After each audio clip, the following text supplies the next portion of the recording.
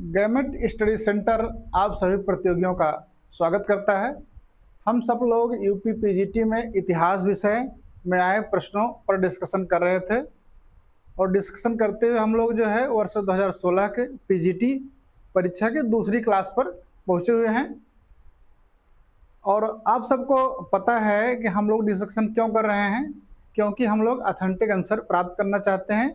साथ में डिस्कशन के साथ में जो नए प्रश्न बन रहे हैं उन प्रश्नों को भली भांति तो अच्छे प्रकार से समझना चाहते हैं, ताकि आगामी परीक्षा में अगर वो प्रश्न आते हैं, वहाँ से प्रश्न बनते हैं, तो हम लोग निश्चित तौर पर उन प्रश्नों को सही कर लें। तो अपनी हम क्लास प्रारंभ करेंगे। उससे पहले आप लोगों से अनुरोध है कि गवर्नमेंट स्टडी सेंटर के यूट्यूब चैनल को आप सभी लोग सब्सक्राइब कर लीजिए, और जिन लोगों ने सब्सक्राइब किया है वह लोग अधिक से अधिक शेयर करें, ताकि इस चैनल का विस्तार हो और अधिक से अधिक लोगों को फायदा हो। ये चैनल जो कंटेंट दे रहा है, जिस तरह से प्रश्नों को सॉल्व करवा रहा है, उससे आपको प्रश्नों के बारे में एक अच्छी और नवीन समझ विकसित होगी, और जो आपके परीक्षा में, जो आपके लक्ष्य प्राप्ति में निश्चित तौर पर सहायक होगा। चलिए हम लोग जो है आज की अपनी क्लास प्रारंभ करते हैं, जो क्वेश्चन नंबर जो है 26 से है।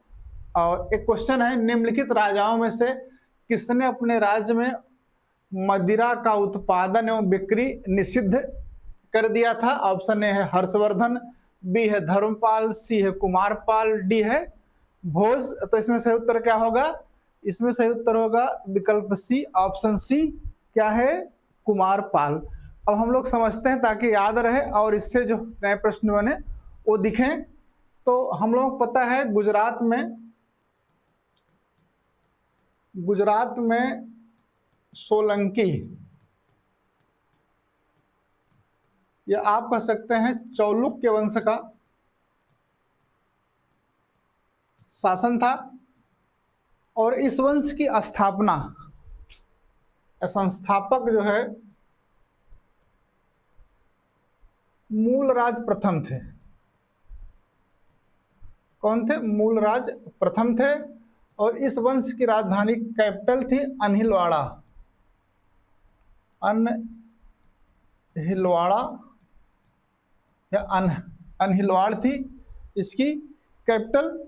और इसी में एक शासक थे जिनका नाम था जयसिंह सिद्धराज। क्या नाम था? जयसिंह सिद्धराज।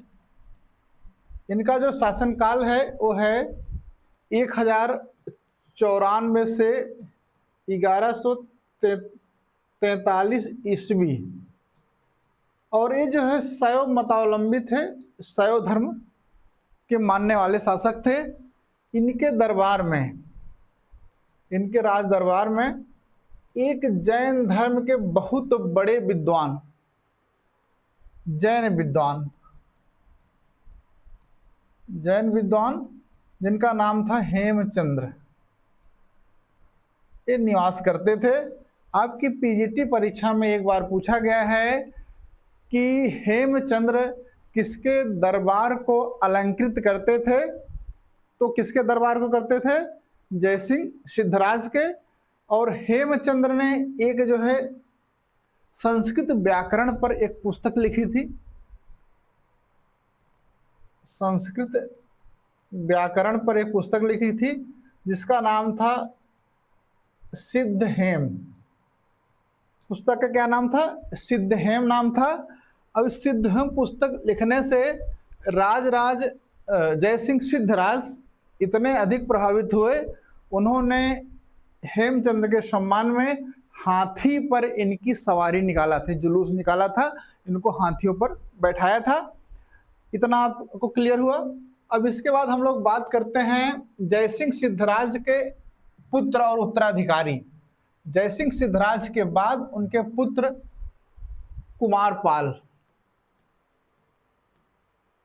कुमारपाल शासक बने।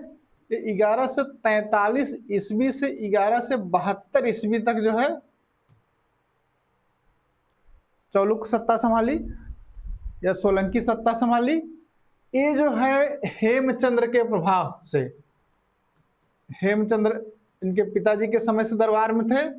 इनके प्रभाव से इन्होंने क्या किया, कुमारपाल ने जैन धर्म स्वीकार कर लिया, जबकि इनके पिता कौन सा धर्म स्वीकार करते थे, शैव धर्म।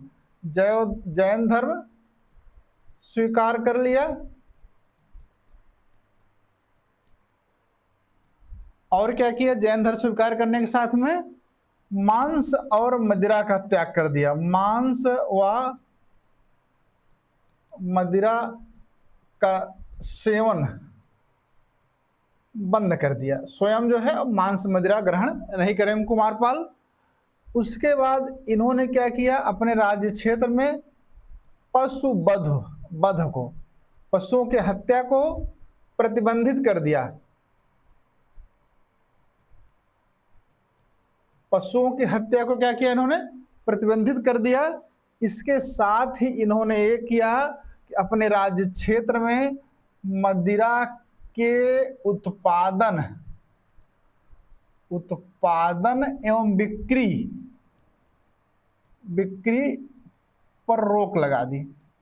और आपका यही प्रश्न था कि किसने अपने राज्य में मदिरा का उत्पादन एवं बिक्री निषिद्ध कर दिया, तो आपको उत्तर मिल गया होगा, किसने, कुमारपाल ने, जो सोलंकी शासक थे।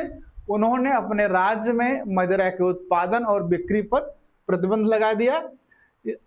अब देखिए पीजीटी प्लेलिस्ट में वर्ष 2011 के प्रश्न पर जाएंगे तो क्वेश्चन नंबर 19 में आया था, महान जैन विद्वान हेमचंद्र किसकी सभा को अलंकृत करते थे।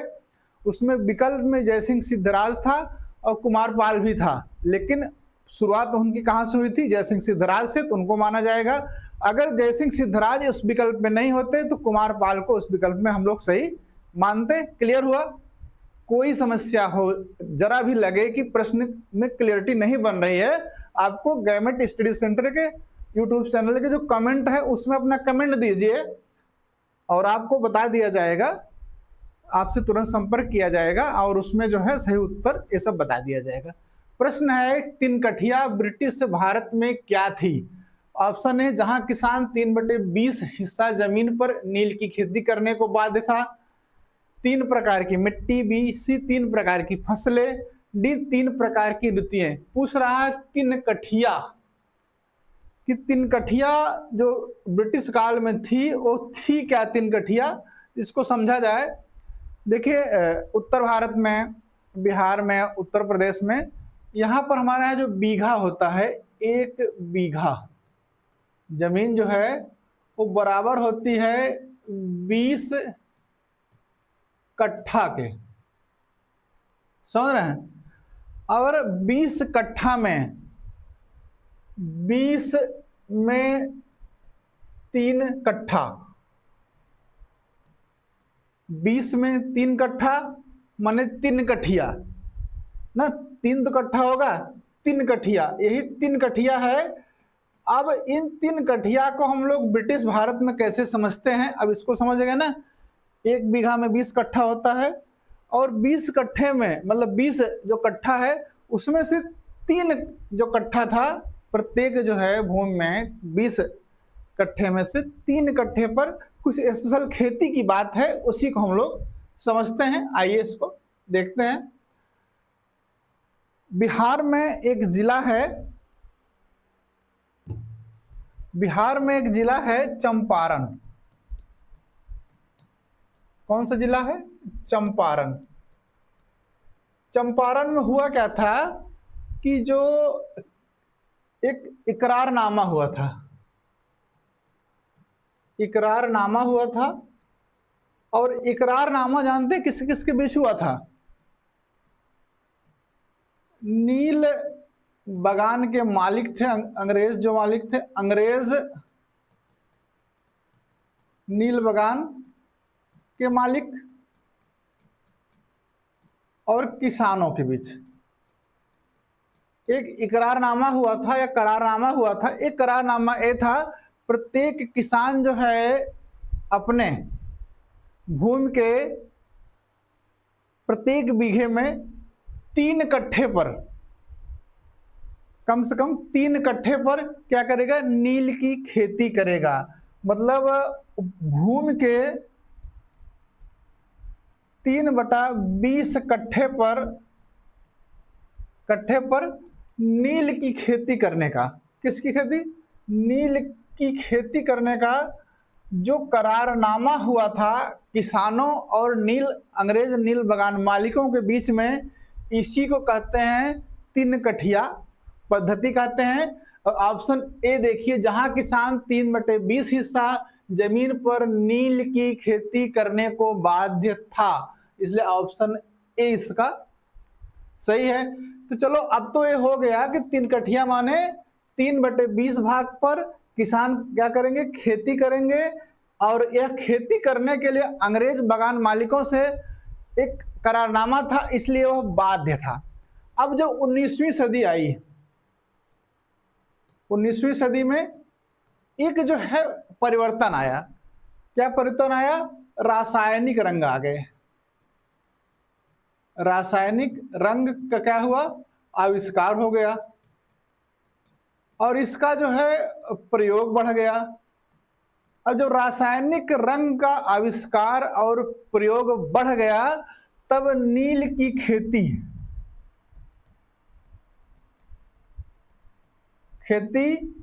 घाटे का सौदा हो गई। घाटे का सौदा हो गई। घाटे का सौदा कैसे हुई नील की खेती?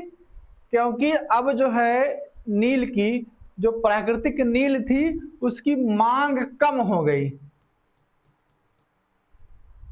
मांग कम हो गई और लोग किसका प्रयोग करने लगे? रासायनिक रंगों का प्रयोग करने लगे। इसकी मांग कम हो गई। जब मांग कम हो गई तब जो है नील बगान मालिकों के लिए यह खेती घाटे का सौदा हुई। अब जो है नील बगान के जो मालिक थे किसानों को उस करारनामे से मुक्त करना चाहते थे। और किसान पहले से ही चाहते थे कि अपनी पूरी जो खेती है अपनी इच्छा अनुसार हम फसल उत्पन्न करें, उपजाएं। हमें बाध्य होकर के 3/20 भाग पर है 3 कठिया हमको नील उत्पादन न करना पड़े। दोनों जो है इस जो है करारनामे से अपने को अलग करना चाहते थे।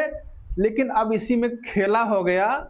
जो बगान मालिक थे, नील बगान मालिक, इस इकरारनामे से मुक्त करने के लिए उनसे वसूल करने लगे तवान। तवान क्या है? एक मुश्त लगान लेने लगे। उनसे लेने लगे शहरवेशी। शहरवेशी मतलब अतिरिक्त लगान लेने लगे इनसे कि आपको हम करारनामे से मुक्त कर देंगे, हमको तवान दे दीजिए और शहरवेशी दे दीजिए। इससे हुआ क्या? नील बगान मालिकों और किसानों के मध्य अंतर द्वंद्व हुआ और आंदोलन प्रारंभ हो गया। अब इस आंदोलन को जरूरत थी एक अच्छे नेतृत्व की।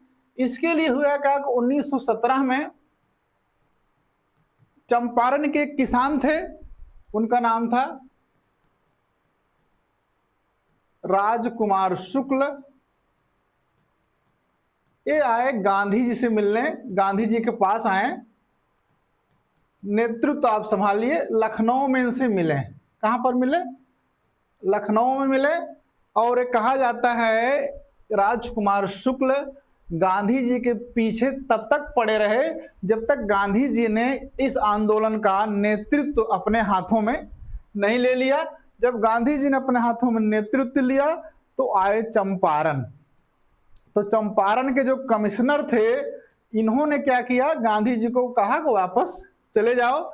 इनके साथ में इनके कोवर्कर्स थे, राजेंद्र प्रसाद थे, नरिहर पारिक थे, जेपी कृपलानी थे, बहुत से लोग थे। तो गांधी जी ने कमिश्नर के आदेश को मानने से इनकार कर दिया। तो बाद में कमिश्नर ने उनको चंपारण जाने की अनुमति दे दी और चंपारण में उन्होंने किसानों के साथ मिल करके सत्याग्रह किया।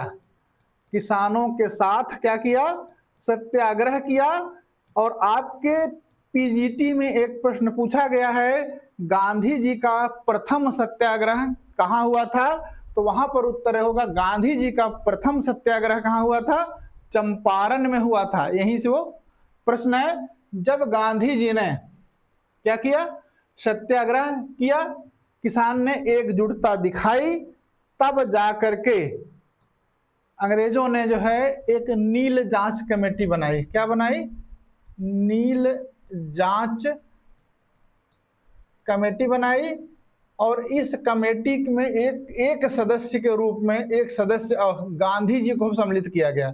मतलब अंग्रेज सदस्य थे ही, साथ में गांधी जी को भी इस कमेटी में सदस्य बनाया गया। और इस कमेटी की रिकमेंडेशन पर क्या हुआ?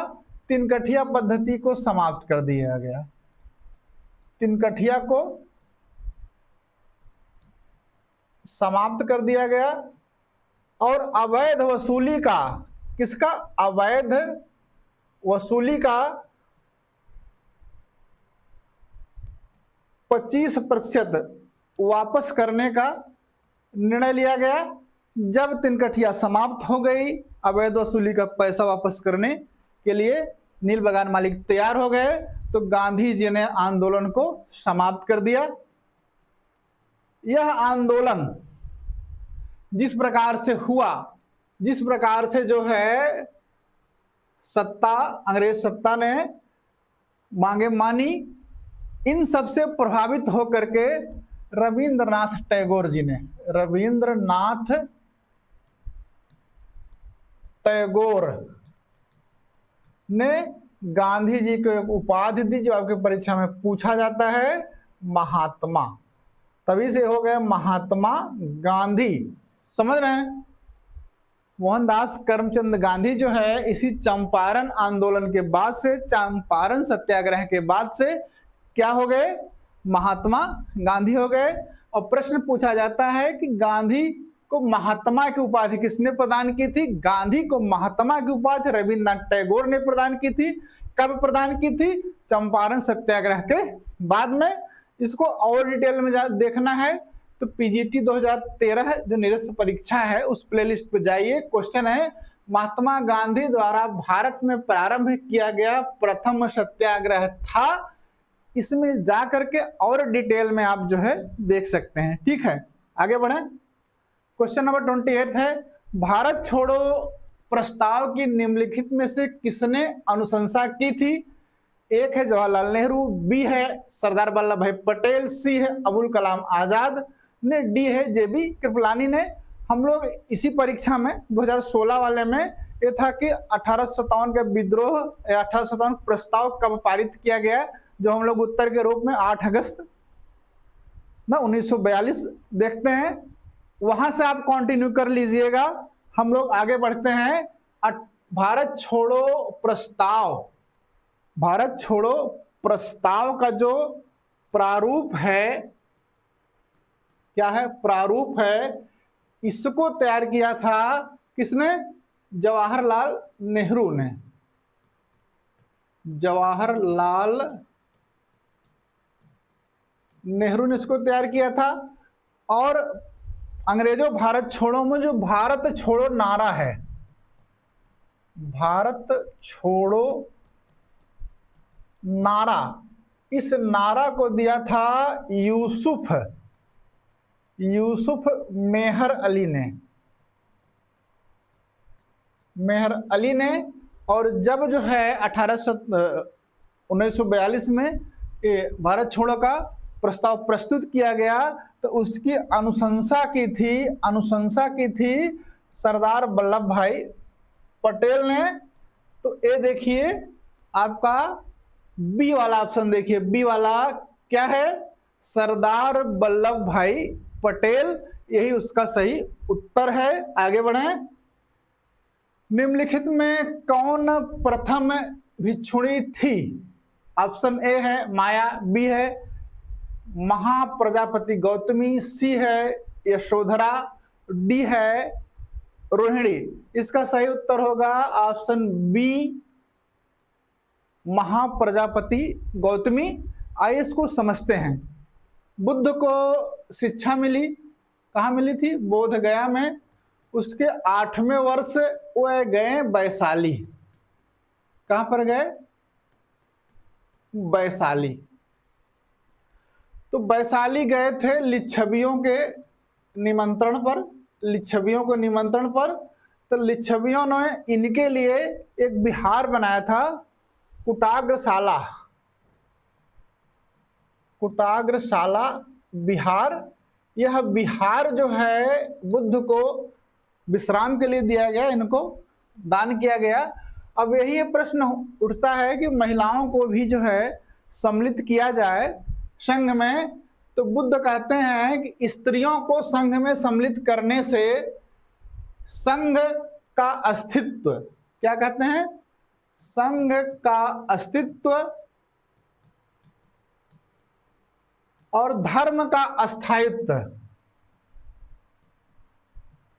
ये बुद्ध के कथन है। संघ का अस्तित्व और धर्म का अस्थायित्व दोनों समाप्त हो जाएगा। यह बात बुद्ध कहते हैं, अगर स्त्रियों को जो है संघ में सम्मिलित किया गया तो संघ का अस्तित्व और धर्म का अस्थायित्व दोनों समाप्त हो जाएगा। लेकिन उनसे जो है, उनके शिष्य हैं आनंद, आनंद है, वे कहते हैं, क्या कहते हैं, स्त्रियों को भी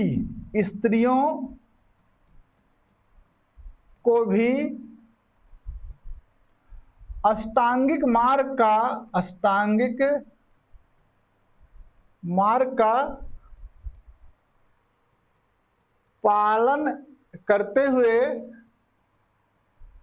पालन करते हुए अरहत्व को प्राप्त करने का अधिकार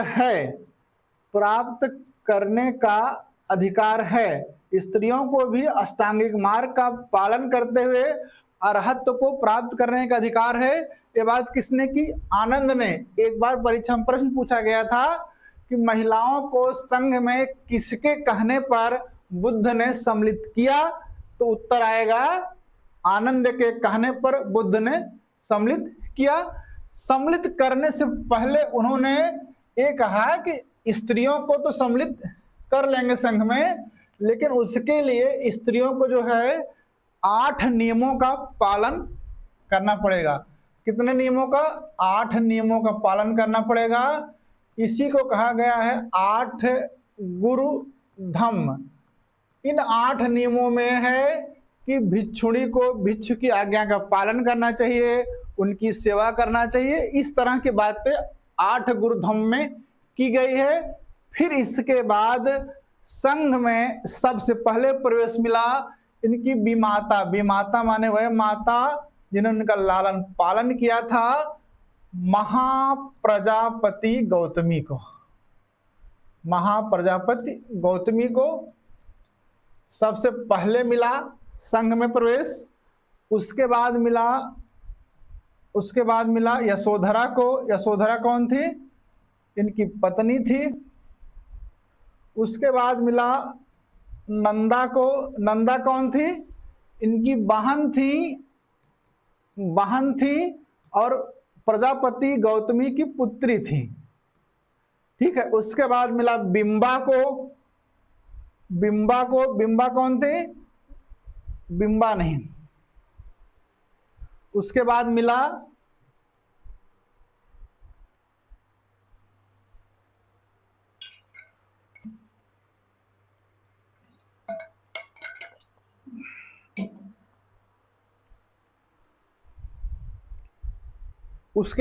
क्षेमा को। क्षेमा कौन थी? राजा थे बिंबिसार। बिंबिसार की पत्नी थी। उसके बाद आम्रपाली को बौद्ध धर्म में प्रवेश मिला। आम्रपाली कौन थी? वैशाली की नगर वधू। वैशाली की नगर वधू। इस प्रकार से आप लोगों ने जो है इस प्रश्न के उत्तर और उससे जो नए प्रश्न बनेंगे उनको बेहतर तरीके से समझा है। यह आपका पीजीटी का है, रिपीटेड क्वेश्चन था। पीजीटी प्लेलिस्ट वर्ष 2000 में क्वेश्चन नंबर 66 है। बौद्ध धर्म को स्वीकार करने वाली प्रथम महिला कौन थी? सेम प्रश्न है जो 2000 में आया था, वो 2016 में आ गया। ठीक। अगला प्रश्न है 1620 ईस्वी में जहांगीर ने किसके नेतृत्व में कांगड़ा के विरुद्ध अभियान भेजा? ए है राजा विक्रमाजीत, बी है महावत खां, सी है नवाब मुर्तजा खां, डी है सैयद सदर जहां। तो कांगड़ा जो है पूर्वी पंजाब में था। कांगड़ा ये पहाड़ी पर स्थित था, एक दुर्ग जो है पहाड़ी पर था, इसलिए बहुत मजबूत था, बहुत दृढ़ दुर्ग था। इसको जीतने के लिए जो है अकबर ने भी प्रयास किया, अकबर ने भी प्रयास किया और उन्होंने पंजाब के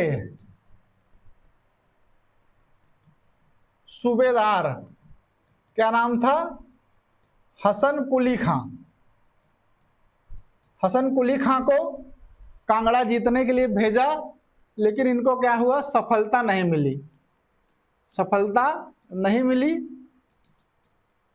तो फिर अकबर के बाद जहांगीर के समय में प्रयास हुआ। 1620 ईस्वी में शहजादा खुर्रम के नेतृत्व में, शहजादा खुर्रम के नेतृत्व में राजा विक्रमजीत बघेल, क्या नाम था, राजा विक्रमजीत बघेल ने क्या किया, कांगड़ा को जीत लिया। कांगड़ा को जीता किसने, राजा विक्रमजीत बघेल ने। और ये देखिए आपके ऑप्शन ए में आपको दिख रहे होंगे राजा विक्रमाजीत, यही विक्रमाजीत आपके सही आंसर है। आइए थोड़ा सा इसको पढ़ लेते हैं। उत्तर पूर्वी पंजाब में कांगड़ा घाटी अवस्थित है। कांगड़ा का किला एक पहाड़ी पर बना होने के कारण बहुत दृढ़ था। अकबर के समय में सूबेदार हसन कुली खां ने इसे जीतने का प्रयास किया, लेकिन असफल रहा। 1620 में जहांगीर के समय शहजादा खुर्रम के नेतृत्व में राजा विक्रमजीत बघेल ने इस किले को जीत लिया।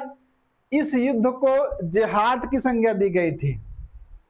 क्या कहा गया था, जिहाद है। और कांगड़ा से जहांगीर, जब कांगड़ा गया तो वहां जहांगीर कहाँ गया था, ज्वाला देवी मंदिर गया था। दुर्गा का जो ज्वाला देवी मंदिर है, ज्वाला देवी मंदिर की विशेषता है, मंदिर के में जो है ज्वाला निकलती रहती है अपने आप, तो वहां गया था। इसी समय चंबा के राजा ने भी जहांगीर की अधीनता स्वीकार कर ली। ये आपको क्लियर हो गया होगा। आगे चलते हैं हम लोग। क्वेश्चन नंबर है 31 है, निम्नलिखित में से किसने गाथा सप्तशती ग्रंथ की रचना की है। ए है चंद्रगुप्त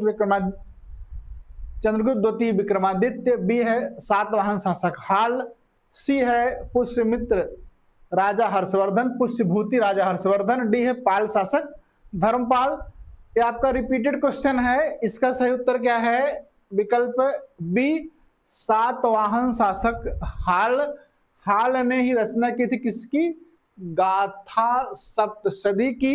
ये गाथा सप्तशती है क्या, प्राकृत भाषा में मुक्तक काव्य है। प्राकृत भाषा में क्या है, मुक्तक काव्य है। इसकी रचना किसने किया था, अभी आपसे चर्चा किए, सातवाहन शासक हाल ने किया था, हाल ने किया था। और यह जो है कवि था, शासक के साथ साथ कवि था, प्लस एक कवियों का आश्रयदाता था, आश्रयदाता था। इसके दरबार में कवि रहा करते थे। उसमें से एक दो प्रसिद्ध हैं जो आपकी परीक्षा में पूछे गए हैं और पूछे जा भी सकते हैं। बृहत कथा, बृहत कथा पुस्तक है, उसके लेखक हैं गुणाढ़। बृहत कथा, या पूछेगा बृहत कथा किसकी रचना है, या गुणाढ़ की रचना क्या है। ए किसके दरबार रहते थे, सातवाहन शासक हाल के दरबार में रहते थे। और पूछा जा सकता है कातंत्र के जो रचनाकार हैं सर्ववर्मन, सर्ववर्मन, वो भी इसके दरबार में निवास करते थे, किसके, हाल के। और जो कातंत्र है ये संस्कृत व्याकरण की पुस्तक है, संस्कृत व्याकरण की। अभी तक हम लोग प्राकृत की बात कर रहे थे, लेकिन उसके दरबार में संस्कृत व्याकरण की पुस्तक कातंत्र के रचनाकार सर्ववर्मन भी निवास करते थे। क्लियर हुआ। तो आइए देख लेते हैं कब आया था प्रश्न। 2003 पीजीटी में आया था। गाथा सप्तशती नामक प्राकृत साहित्य का लेखक था। रिपीट हुआ क्वेश्चन, इसीलिए हम आपसे बार बार कहते हैं कि रिपीटेड क्वेश्चन को बहुत अच्छे से करके जाइए। यहां से जो प्रश्न आए वो कतई गलत ना हो। अगर आपका गलत हुआ तो जितने भी सीरियस प्रतियोगी हैं उनसे आप पीछे हो जाएंगे, समझ रहे हैं। प्रश्न है 32 है, निम्नलिखित में से प्रथम गुप्त शासक कौन था जिसने परम भागवत की उपाधि धारण की थी? ऑप्शन है समुद्रगुप्त, बी है कुमारगुप्त प्रथम, सी है चंद्रगुप्त द्वितीय और डी है रामगुप्त। परम भागवत की उपाधि जिस गुप्त शासक ने धारण किया था सर्वप्रथम, ऑप्शन सी है चंद्रगुप्त द्वितीय। इनके अन्य कई नाम हैं जो परीक्षा में पूछे जाते हैं, उसको आपको जानने की जरूरत है। जैसे इनका नाम है देवगुप्त, पूछ लेगा देवगुप्त किसका नाम है। इनका नाम है देवराज, देवराज किसका नाम है? इनका नाम और है देवश्री। समझ रहे हैं। इनकी कुछ उपाधि हैं जो बार बार परीक्षा में पूछी जाती हैं। ये है विक्रमांक। क्या उपाधि है? विक्रमांक। और क्या उपाधि है? विक्रमादित्य। और क्या उपाधि है? परम भागवत, जो इस परीक्षा में पूछा गया 2016 में ना,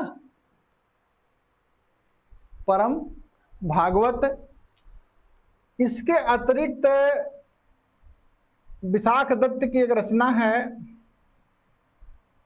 विशाख दत्त की एक रचना है देवी चंद्रगुप्तम। एक किताब का नाम है चंद्रगुप्तम, देवी चंद्रगुप्तम। एक बार प्रश्न पूछा गया है, रामगुप्त की ऐतिहासिकता का क्या प्रमाण है, किस ग्रंथ से सिद्ध होता है? तो रामगुप्त की जो ऐतिहासिकता है ये इस पुस्तक से, देवी चंद्रगुप्तम से सिद्ध होती है। इससे रामगुप्त के बारे में पता चलता है कि चंद्रगुप्त प्रथम के बाद रामगुप्त एक शासक हुए थे, उसके बाद चंद्रगुप्त द्वितीय शासक हुए थे, पता चलता है। रामगुप्त के समय शकों ने इनके राज्य पर आक्रमण कर दिया और संधि के लिए रामगुप्त की पत्नी ध्रुव देवी की मांग की।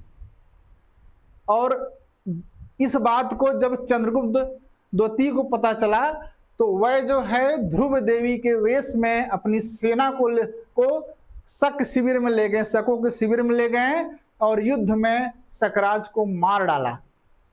और उसको मारने के बाद उन्होंने एक उपाधि धारण की, सकारी। शकों का आर्य कहते हैं जिसको, सकार उपाधि। एक प्रश्न बनता है कि चंद्रगुप्त द्वितीय ने विक्रमादित्य की उपाधि कब धारण की? तो शकों को पराजित करने के बाद ही उन्होंने विक्रमादित्य की भी उपाधि धारण की। और इन्होंने जो है शकों के अनुसरण पर रजत सिक्के चलाए, चांदी के सिक्के जो है इन्होंने किसके अनुकरण पर? शकों के अनुकरण पर चलाए। एक प्रश्न यहां से बनता है, नवरत्न किसके दरबार में निवास करते थे? अभी आगे एक प्रश्न है उसमें नवरत्न की चर्चा हम लोग कर लेंगे। एक और महत्वपूर्ण प्रश्न बनता है, चीनी यात्री फाहियान किसके दरबार में आया था? तो फाहियान जो है चंद्रगुप्त द्वितीय के दरबार में आया था। वो 399 से 414 ईस्वी के बीच में यहाँ पर रहा है। तो देखिए जो महत्वपूर्ण प्रश्न है, चंद्रगुप्त द्वितीय विक्रमादित्य के संबंध उनकी चर्चा कर लिए। और जानना है डिटेल में तो प्लेलिस्ट पे जाइए, पीजीटी 2003 में 2004 में 3 के क्वेश्चन नंबर 29 पे देखिए, चंद्रगुप्त द्वितीय विक्रमादित्य ने किस एक राजवंश से वैवाहिक संबंध स्थापित नहीं किया, वहां से मिल जाएगा। अगला जो है 2004 का, चंद्रगुप्त द्वितीय ने विक्रमादित्य की उपाधि कब धारण की, इसमें जाइए आपको जो है पूरी व्याख्या मिल जाएगी, वहां से आपकी क्लियरिटी और बढ़ेगी। अगला प्रश्न देखिए, गुप्त काल में युद्ध एवं शांति मंत्री माना जाता था। ऑप्शन ए है सेनापति, बी है महादंडनायक, सी है संधि विग्राहक और डी है कुमारामत्य ना। युद्ध एवं शांति का मंत्री जो है गुप्त काल में संधि विग्राहक माना जाता था, इसलिए ऑप्शन सी सही है। एक प्रसिद्ध संधि विग्राहक के बारे में आपको बार बार पता भी होगा, आया होगा। समुद्रगुप्त के समय, समुद्रगुप्त परांतक के समय जो है इनका जो संधि विग्राहक था हरिसेन, इसके बारे में आपने सुना होगा, क्योंकि इसने है प्रयाग प्रशस्ति की ना की रचना की है, प्रयाग प्रशस्ति लिखा है, जो गुप्त समुद्रगुप्त के बारे में संपूर्ण ऐतिहासिक जानकारी का बहुत बड़ा स्रोत है। तो ये हमने जान लिया, लेकिन अब अगली परीक्षा में गुप्तकालीन कितने अधिकारी थे उन सब के बारे में तो थोड़ा बड़ा पता होना, नहीं तो संधि विग्राहक हमने युद्ध और शांति वाला पढ़ लिया और छोड़ दिया, फिर दूसरा आ गया तो हम वहां परीक्षा में जाकर खड़े रहे, किम कर्तव्य विमूढ़ रहे, हम क्या करें। तो उसको हम दूर करते हैं हम लोग मिल करके, आइए इसकी व्याख्या को समझ लेते हैं। गुप्तकालीन अभिलेखों में निम्नलिखित अधिकारियों का उल्लेख हुआ है। देखिए अधिकारियों के नाम शुरू हो गए, महाबलाधिकृत या महासेनापति। महाबलाधिकृत या महासेनापति मतलब सेना का सर्वोच्च अधिकारी, यही होता था। महादंडनायक, युद्ध एवं न्याय का मंत्री महादंडनायक। प्रतिहार व महाप्रतिहार, प्रतिहार माने अंतःपुर का रक्षक, महल के अंदर रक्षा का कार्य प्रतिहार करता था। महाप्रतिहार राजमहल के रक्षकों का प्रधान था। ये अधिकारी सम्राट से मिलने जुलने वालों को अनुमति प्रदान करते थे। ये लोग जांच करते थे मिलना मिलाना उचित है कि नहीं, सम्राट के लिए खतरा तो नहीं उत्पन्न होगा, उस आधार पर लोग निश्चित करते थे किससे सम्राट को मिलने देना है, किससे नहीं मिलने देना है। अगला है महासंधि विग्रहिक, यही तो प्रश्न था। युद्ध एवं शांति का या वैदेशिक नीति का प्रधान, यह सम्राट का सबसे विश्वस्त मंत्री होता था, विश्वस्त अधिकारी होता था। कौन? महासंधि विग्रहिक। दंडपाशिक, पुलिस विभाग का प्रधान, इसके अधीनस्थ अधिकारियों को चाट और भाट कहा जाता था। अब मान लीजिए जिले में एसपी है, उसके नीचे जो अधिकारी होंगे चाट या भाट, पुलिस जो सिपाही हो उन सब के लिए प्रयोग किया जाता था।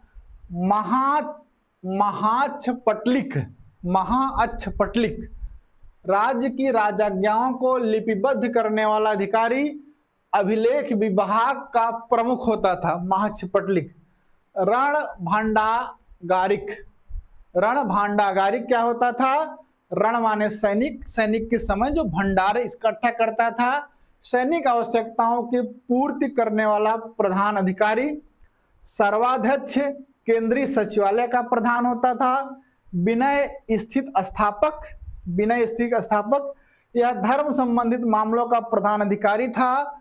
लोगों की नैतिकता और सार्वजनिक मंदिरों की देखभाल करता था। कौन? विनय स्थित स्थापक। अब देखिए 10 नंबर पर क्या है? अग्रहारिक, ये कौन था? दान विभाग का प्रधान अधिकारी था। उसके बाद महामंडलाधिकृत, महामंडलाधिकृत राजकीय कोष का प्रधान था। उसके बाद ध्रुवाधिकरण, भूमि कर वसूलने वाला अधिकारी था। उसके बाद न्यायाधिकरण, भूमि संबंधी विवादों का निपटारा करता था। पुस्तपाल, ये कौन सा अधिकारी था? कार्यालय के अभिलेखों को सुरक्षित करने वाला अधिकारी था। पुरपाल माने नगर का प्रमुख था। और महामहिपालपति, महामहिपालपत राज सेना का नियंत्रण था, संचालक था। भटासुपति, भट माने घुड़सवार सेना का प्रधान था। महापीलुपति माने हस्त सेना का प्रधान था। अब आइए कुमारा मत्य पर आते हैं। यह उच्च प्रशासनिक अधिकारियों का विशिष्ट वर्ग था। कौन? कुमारा मत्य उच्च प्रशासनिक अधिकारियों का विशिष्ट वर्ग था। अल्तेकर महोदय कहते हैं, इसकी तुलना करते हैं वर्तमान में जो आईएएस अधिकारियों का कैडर है वही कुमारा मत्य का कैडर था। अल्तेकर महोदय कहते हैं। मैडम रोमिला थोपर कहती हैं के अनुसार प्रांतीय अधिकारी होते थे कौन? कुमारा मत्य, जो स्थानीय प्रशासन तथा केंद्र के बीच का कड़ी का काम करते थे। कुमारा मत्य अपनी योग्यता के आधार पर उच्च से उच्चतर पदों पर नियुक्त हो सकते थे। कुमारा मत्य का पृथक कार्यालय होता था जिसे कुमाराधिकरण कहते थे। क्या कहते थे? कुमारा मात्याधिकरण कहते थे। समझ गए? उसके बाद होते थे युक्त पुरुष, युद्ध आदि में हस्तगत वस्तुओं का हिसाब रखने वाला। युद्ध में जो वस्तुएं प्राप्त होती थी उसका हिसाब किताब कौन रखते थे? युक्त पुरुष रखते थे। और विनय सुर होते थे, विभिन्न आगंतुकों को सम्राट के समक्ष उपस्थित करवाते थे। इसको क्या करना है? 2-3 बार आपको देख लेना है ताकि आपका रिवीजन हो और परीक्षा में अगर प्रश्न आए यहाँ से तो आप निश्चित तौर पर सही कर लें। समझ गए? क्वेश्चन है 34, इंग्लैंड में फ्री इंडिया सोसाइटी की स्थापना किसने की? ए है दादा भाई नौरोजी, बी है लाला हरदयाल, सी है भीकाजी कामा, डी है एओ हुम। देखिए, फ्री इंडिया सोसाइटी जो इंग्लैंड में छात्रों के साथ में 1906 ईस्वी में बीडी सावरकर ने की थी।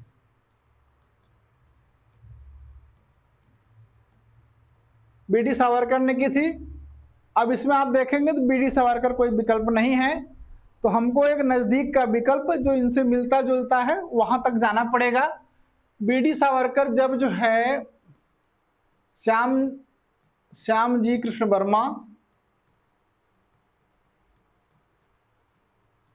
वर्मा चले गए पेरिस, तो इन्होंने जो लंदन में बनाया था इंडिया हाउस,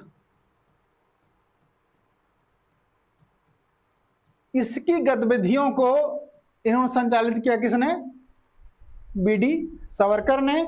और श्याम जी कृष्ण वर्मा जब पेरिस गए तो इनकी मदद की। किसने की? भीकाजी कामा ने। मैडम, जिसको भारत में क्या कहते हैं?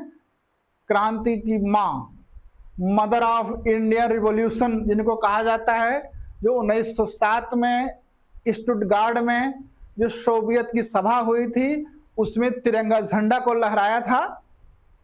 उन्होंने जो है इनकी मदद करते जब पेरिस में गए थे। तो इन सब में जो कॉमन कड़ी अगर कोई विकल्प में है तो है भीकाजी कामा। इसलिए नियर बाई अगर हम कोई विकल्प सही मानेंगे तो भीकाजी कामा को मानेंगे। लेकिन as such free India society जो इंग्लैंड की है उसकी स्थापना, उसके संस्थापक थे बीडी सावरकर। समझ में आया है? आइए इसको देख भी लेते हैं।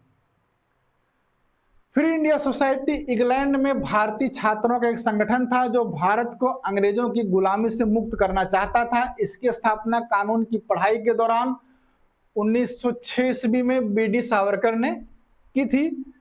1905 में मैडम भीकाजी कामा, सिंह रेवा भाई राणा और एमबी गोदरेज के साथ पेरिस इंडिया सोसाइटी की स्थापना की थी। पेरिस की थी और कहाँ किया था? पेरिस में किया था। तो इंग्लैंड से कोई मतलब नहीं था। मैडम कामा लंदन में श्याम जी कृष्ण वर्मा से मिली और भारतीय होम रूल सोसाइटी से जुड़ी, जिससे वह इंग्लैंड के क्रांतिकारी विचारों से प्रभावित हुई। 1906 में श्याम जी कृष्ण वर्मा जब लंदन से जाकर पेरिस में बस गए। अब इंडिया हाउस का नेतृत्व बीडी सावरकर के हाथों में चला गया और श्याम जी के पेरिस आने पर मैडम भीकाजी कामा ने उनका सहयोग किया। इन सब तथ्यों के आधार पर हम लोग जो है विकल्प सी को सही माने हैं, जबकि सही उत्तर क्या है? बीडी सावरकर। आइए अगला प्रश्न देखते हैं। दिल्ली का प्रथम सुल्तान जिसने दरबार में गैर इस्लामिक प्रथाओं का प्रचलन कराया कौन था? ऑप्शन है कुतुबुद्दीन ऐबक, बी है इल्तुतमिश, सी है बलबन और डी है नसीरुद्दीन महमूद। तो इसमें सही उत्तर क्या है? सही उत्तर क्या है? ऑप्शन सी है बलबन ने। इसने क्या किया? गैर इस्लामिक, दिल्ली का पहला सुल्तान था जिसने गैर इस्लामी प्रथाओं को प्रारंभ किया। आप कहोगे 2-4 प्रथाएं गिना दीजिए, तो चलिए हम लोग 2-4 प्रथाएं गिन ही लेते हैं। कौन कौन सी हैं? एक जो है बलबन ने शुरू किया था, सिजदा और पायबोस। सिजदा पायबोस ना, सिजदा में क्या होता था? सर झुकाना पड़ता था। पायबोस में क्या? साष्टांग दंडवत प्रणाम करना होता था। समझ रहे हैं? ये कैसी परंपरा है? ये ईरानी परंपरा है, ये इस्लामी परंपरा नहीं है। इसके बाद नवरोज का त्योहार जो पारसी मनाते हैं, नवरोज का त्योहार जिसमें सूर्य की पूजा होती है, इसको दरबार में प्रारंभ किया किसने? किसने प्रारंभ किया? बलबन ने किया। ये भी ईरानी परंपरा थी। इसके बाद उन्होंने दरबार में जो नियम बनाए, दरबारी शिष्टाचार का नियम, दरबारी शिष्टाचार का नियम बनाया कि दरबार में कोई हंसेगा नहीं, दरबार में केवल जिसको अनुमति दी जाएगी वही आकर के बात करेगा, इस तरह के ड्रेस पहन के आना है, इतना ही बोलना है। और इस तरह के जितने भी थे वो सब क्या थे? ईरानी परंपरा से थे, इस्लामी परंपरा नहीं थी। साथ में इसने अपने पुत्र और पौत्रों का, इन सब का भी नाम ईरानी परंपरा के आधार पर कैकुबाद, कैखुसरो, कैमुर्स, कैखुसरो और क्यूमुर्स रखा था। ये सब ईरानी परंपरा में क्यू से नाम शुरू होते हैं। साथ में इसने ईरान के जो पौराणिक जो है पात्र हैं, अफरासियाब को अपना वंशज बताया। अफरासियाब को वंशज बताया, तो इन सब तथ्यों से ये प्रमाणित होता है कि बलबन ने सर्वप्रथम सल्तनत काल में राज दरबार में गैर इस्लामिक परंपराओं को प्रारंभ किया। आइए इसको देख लेते हैं। बलबन दिल्ली का प्रथम सुल्तान था जिसने दरबार में गैर इस्लामिक प्रथाओं का प्रचलन किया। उसने सिजदा एवं पैबोस प्रारंभ किया जो ईरानी मूल की प्रथा थी। सर्वप्रथम उसी ने ईरानी त्योहार नवरोज सूर्य पूजा प्रारंभ की जो 19 दिन तक चलता था।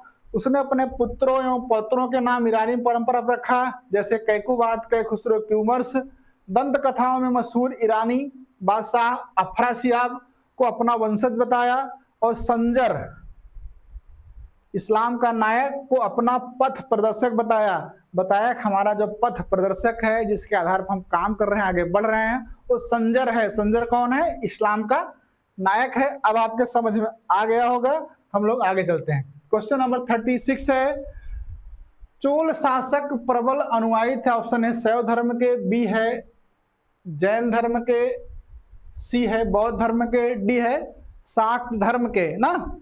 तो किसके अनुयायी थे इसको आपको समझना है। ये देखिए, इससे पहले ही आपके पीजीटी में पूछा जा चुका है। तो चोल जो है शैव धर्म, शिव के अनुयायी थे, इसलिए ऑप्शन ए सही है। तो प्रमाण क्या है? प्रमाण तो दो भाई। प्रमाण है कि वहां जो चोल राजा थे उन्होंने क्या किया? शिव संबंधित उपाधियां धारण की, शैव मंदिर बनवाए तथा उन्होंने अपना राजगुरु शैव को ही नियुक्त किया। ये सब तो उनकी उपाधियां, ये सब प्रमाण है। जैसे आप देखिए, राजराज प्रथम ने क्या किया? एक उपाधि धारण की थी, शिवपाद शेखर। शिव के पैर का शिखर है, कौन है? शिवपाद शेखर। ये उपाधि किसने धारण की थी? राजराज प्रथम ने धारण की। और इन्होंने जो है तंजौर में, बहुत प्रसिद्ध है, तंजौर में शिव का मंदिर बनवाया था जिसको क्या कहते हैं? तंजौर में बृहदीश्वर, या इसी को कहते हैं राजेश्वर शिव मंदिर का निर्माण करवाया। और इसी तरह से इनके पुत्र राजराज प्रथम के पुत्र राजेंद्र प्रथम ने त्रिचनापल्ली में, कहां पर, त्रिचनापल्ली में गंगैकोंड चोलपुरम शिव मंदिर बनवाया था। कौन सा?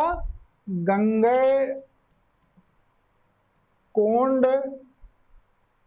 चोलपुरम का शिव मंदिर बनवाया था। इसके साथ में इन लोगों ने जो अपने राजगुरु बनाए, जैसे राजराज प्रथम ने ईशानशिव को बनाया था।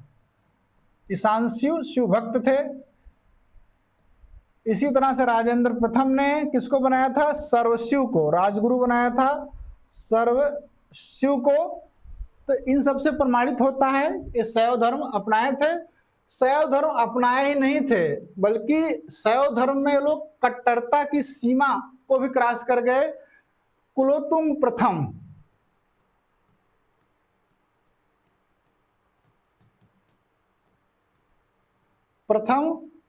और कुलोत्तुंग सेकंड, कुलोत्तुंग सेकंड, ये क्या थे?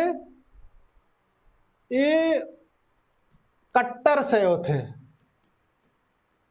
कट्टर शैव थे। इनकी कट्टरता से जो है वैष्णव संत हैं रामानुजाचार्य, रामानुजाचार्य दरबार छोड़ दिया। रामानुजाचार्य ने चोल दरबार छोड़ दिया, कांची से होयसल राज्य में चले गए। कांची से कहाँ चले गए? होयसल राज्य में चले गए, राज्य में चले गए। और एक प्रश्न बनता है यहीं पर कि किसके शासन काल में पुनः रामानुजाचार्य चोल साम्राज्य में वापस आए? तो विक्रम चोल के समय में, विक्रम चोल के समय में वापस आए, वापस चोल राज्य में रामानुजाचार्य आए। और एक महत्वपूर्ण बात है, कुलोत्तुंग सेकंड, कुलोत्तुंग सेकंड शैव अतिवाद की पराकाष्ठा पर पहुंच गया था। शैव अतिवाद की पराकाष्ठा मतलब अति हो गया था उसका शैव होना। उन्होंने क्या किया? चिदंबरम मंदिर में, चिदंबरम मंदिर में रखी गई गोविंदराज, गोविंदराज माने किसको कहा जाता है? गोविंदराज विष्णु, गोविंदराज की मूर्ति को समुद्र में फेंकवा दिया। इतना मतलब पराकाष्ठा पहुंच गया था उसका शैवतिवाद, फेंकवा दिया था। किसने? कुलोत्तुंग द्वितीय ने। एक प्रश्न पूछा जाता है, बनता है, किसने जो है चिदंबरम मंदिर से गोविंदराज की मूर्ति को समुद्र में फेंकवा दिया? उत्तर क्या आएगा? कुलोत्तुंग सेकंड। फिर बाद में रामानुजाचार्य ने उसको तिरुपति मंदिर में स्थापित करवाया। रामानुज ने क्या किया? तिरुपति मंदिर में इसको स्थापित करवाया।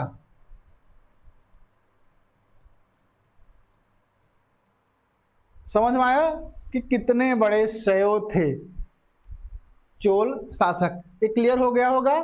अब जो है देखिए, पहले भी आ चुका है, 2004 में क्वेश्चन नंबर 51 है, चोल शासक किस धर्म के अनुयायी थे? वहां से भी इसको आप देख और समझ सकते हैं। क्वेश्चन नंबर 37 है, पाकिस्तान का विचार किसके द्वारा प्रशस्त किया गया? ए है मोहम्मद इकबाल द्वारा, बी है जिन्ना द्वारा, सी है लियाकत अली द्वारा, डी है शौकत अली द्वारा। आइए हम लोग समझ लेते हैं पाकिस्तान का विचार प्रशस्त किया वो सबसे पहले किसके द्वारा आया। तो बात चलेगी 1930 में। 1930 में स्थान कहाँ है? इलाहाबाद। इलाहाबाद में क्या हुआ? मुस्लिम लीग का अधिवेशन हुआ।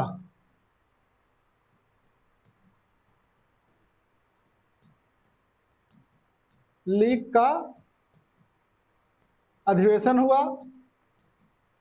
इस अधिवेशन में अपने अध्यक्षीय भाषण में मोहम्मद इकबाल ने, किसने? मोहम्मद इकबाल ने पहली बार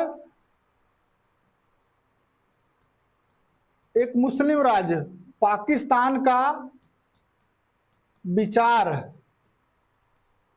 एवं अभिव्यक्ति दी और उन्होंने बल दिया कि एक पश्चिमोत्तर, क्या बल दिया, एक पश्चिमोत्तर भारतीय मुस्लिम राज्य हो।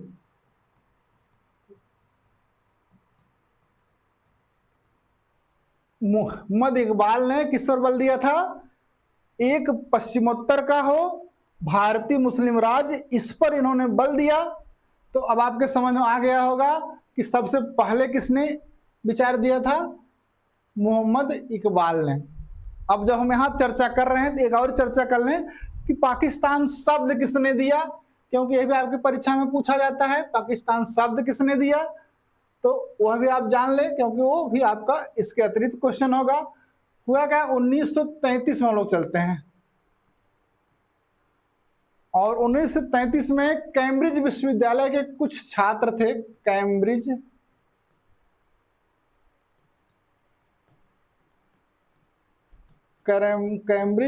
विश्वविद्यालय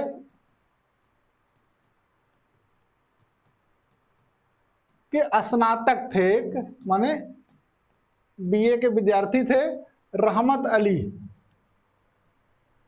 क्या नाम था उनका,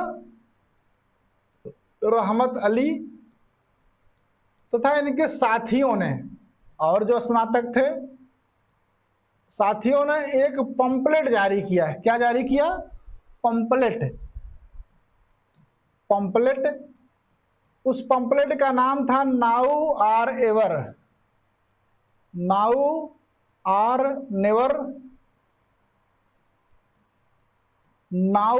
नेवर पेरिस फॉर एवर, इन्हें पर्चा जारी किया। उसी पर्चे में सबसे पहले यह शब्द दिया गया जो पाकिस्तान बनेगा उसमें कौन कौन से प्रदेशों को, कौन कौन से राज्यों को सम्मिलित किया जाएगा, या पाकिस्तान जो शब्द बना है वो किन किन प्रदेशों को लेकर के बना है। इसमें देखिए पी फॉर पंजाब, उसके बाद क्या है ए फॉर अफगानिस्तान, उसके बाद क्या है के फॉर कश्मीर, उसके बाद है यस माने सिंध प्रांत हो इसमें, उसके बाद है तान का मतलब क्या है, बलूचिस्तान। समझ में आया। अगर कोई पूछे पाकिस्तान तो 5 शब्दों से मिला बना है, P for Punjab, A for Afghanistan, K for Kashmir, S for Sindh, और तान का मतलब हुआ बलूचिस्तान। इनसे मिल करके यह शब्द बना हुआ है। कौन सा शब्द, पाकिस्तान। इसके अलावा एक शब्द होता है कि पाकिस्तान का प्रस्ताव किसने पेश किया, किस अधिवेशन में पेश किया, तो इसको भी समझ लेते हैं। इसके लिए हमको क्या करना होगा, चलना पड़ेगा 23 मार्च 1940 में। 1940 में कहाँ चलना पड़ेगा, लाहौर में मुस्लिम लीग का अधिवेशन होता है जिसके अध्यक्ष होते हैं मोहम्मद अली जिन्ना। ठीक, मोहम्मद अली यम जिन्ना होते हैं। और यहीं पर सर्वप्रथम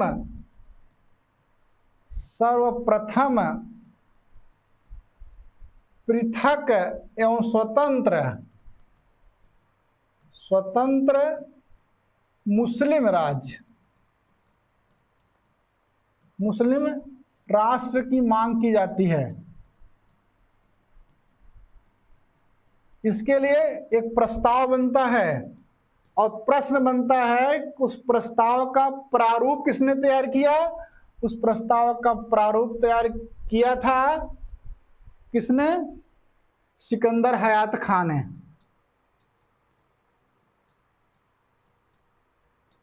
ने। इस सम्मेलन में प्रस्तुत किसने किया, यह प्रश्न बनता है। तो प्रस्तुत किया था फजलुल हक ने। फजलुल हक ने और समर्थन किसने किया, यह बनता है प्रश्न। तो खजी कुज्जुमा ने, खजी कुज्जुमा ने किया था। और इसी किसके 23 मार्च 1940 में जो प्रस्ताव रखा गया, इसी के आधार पर 23 मार्च 1943 को पाकिस्तान दिवस बनाया गया। अगर प्रश्न पूछे कि पाकिस्तान दिवस कब मनाया गया, पाकिस्तान दिवस कब मनाया गया, तो आपको क्या बताना है, 23 मार्च 1943 को पाकिस्तान दिवस मनाया गया। क्लियर हो गया। जो 3 मुख्य प्रश्न यहां से आते हैं उस पर चर्चा आपसे हो गई। देखिए 2000 में आया है, 2010 में आया है। पाकिस्तान संबंधी प्रस्ताव निम्नलिखित किस वर्ष पारित हुआ, पाकिस्तान शब्द का सर्वप्रथम प्रयोग किसने किया, इस तरह के प्रश्न यहां से बने हुए हैं। दरबार के नवरत्नों का संबंध किससे था, ऑप्शन ए है चंद्रगुप्त, बी है समुद्रगुप्त, सी है हर्षवर्धन और डी है धर्मपाल। तो अभी हम लोग पहले प्रश्न कर रहे थे, तो नवरत्न माने 9 विद्वान किसके दरबार में थे, ऑप्शन ए जो दिया है चंद्रगुप्त द्वितीय के समय जो विक्रमादित्य हैं, इसमें पहले थे कालिदास। पहले मतलब क्रम से नाम दे रहे हैं, कौन कौन थे देख लिया जाए। कालिदास थे, बेताल भट्ट थे, और कौन था, घटकरपर थे, चौथा कौन है, शंकु पांचवा, धन्वंतरी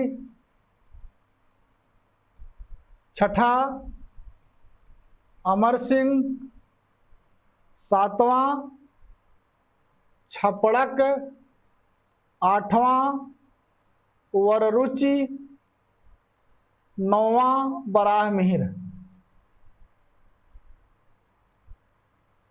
नवरत्नों के नाम फिर से देख लीजिए। कालिदास ये सर्व प्रमुख थे इनके दरबार में,